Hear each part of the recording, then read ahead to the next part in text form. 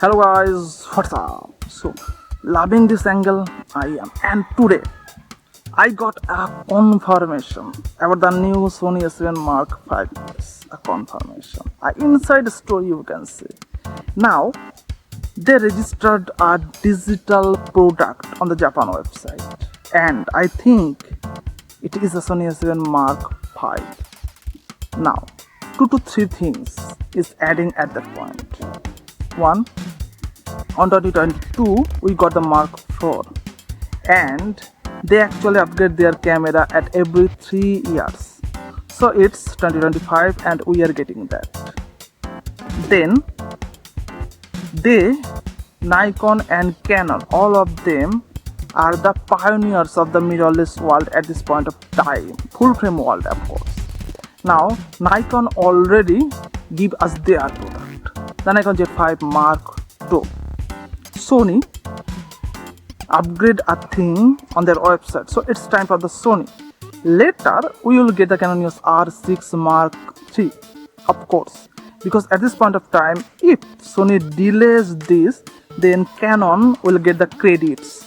Now it's the time of Sony, and they will give at least 33 megapixel 4K 60p, not 120p. Don't hope for that. If somehow they did that, then it will be a biggest hitting issue camera on this world ever seen. So we don't need 4K 120p at a entry level camera. 4K 60p more than enough. 240 fps FHD more than enough, because their focus is just way more greater than anyone. One thing I want,